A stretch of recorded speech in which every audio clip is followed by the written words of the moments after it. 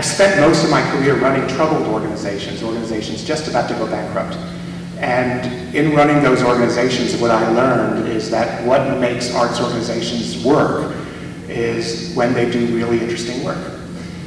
If they're doing exciting art, if the art engages the community, and then if that art is very well and aggressively marketed, what happens is you start to build the size of what I call your institutional family. That is, the people who care about you, your audience members, your donors, your board members, your volunteers. And when you build this family, because they're excited about who you are and what you do as an organization, as you build this family, they create revenue for you. They either give you money to buy tickets or subscriptions, or they make contributions to you. They become members of your organization.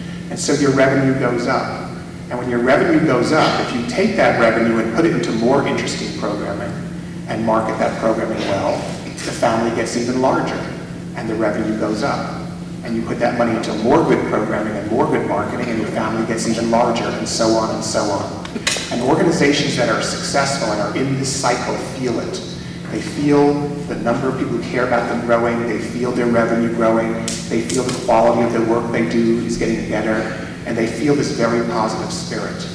The problem is that when organizations face a financial bump, or when the economy goes into recession, as we've all experienced in the last couple of years, the problem is for many arts organizations, their first sort of instinct is to cut their programming in response.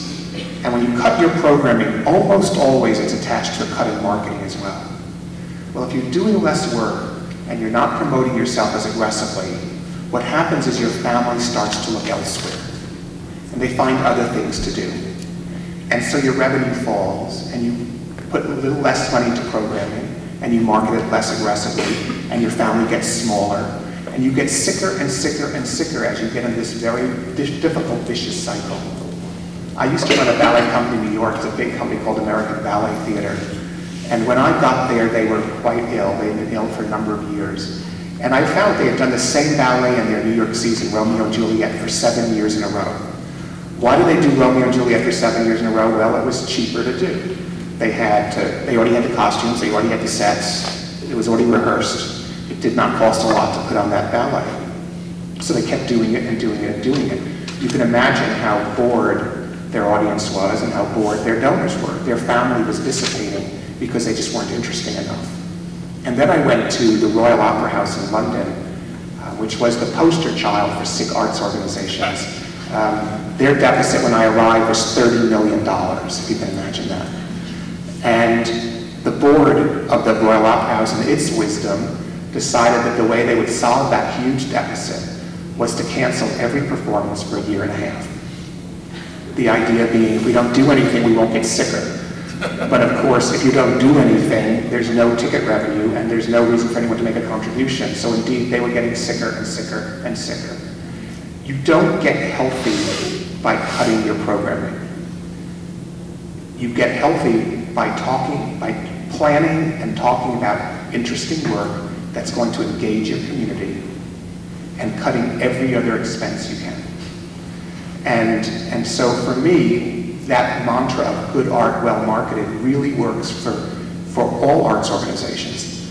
And I have yet to see an arts organization that does consistently interesting work and that does really good aggressive marketing, which I'm sure we'll talk about later on this morning, that doesn't have the cash flow to sustain itself and to be successful.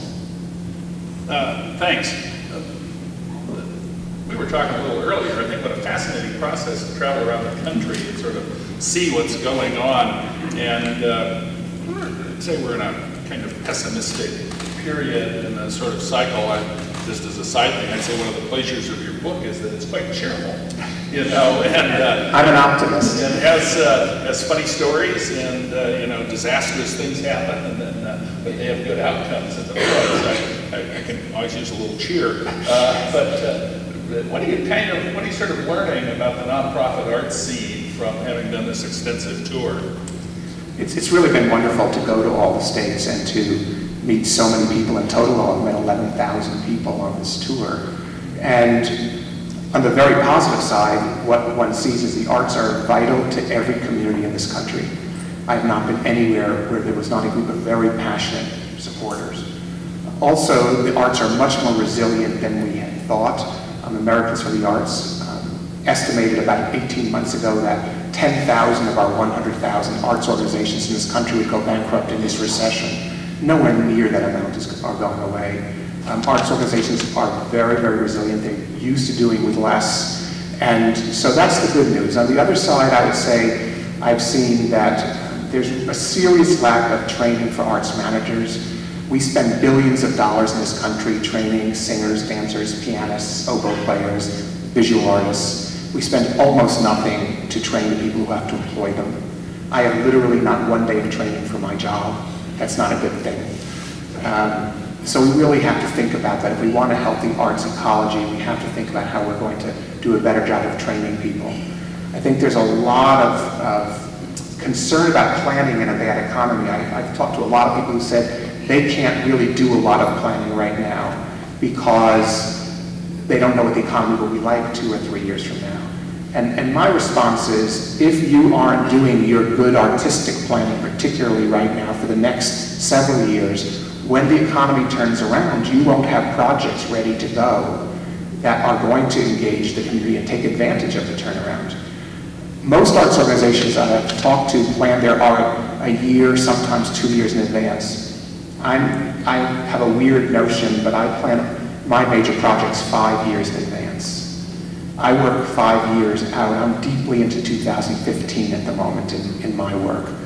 And the reason I do that is really for 3 main reasons. Number one, I think you can make better, more interesting, larger, more expansive art if you take more time to do it.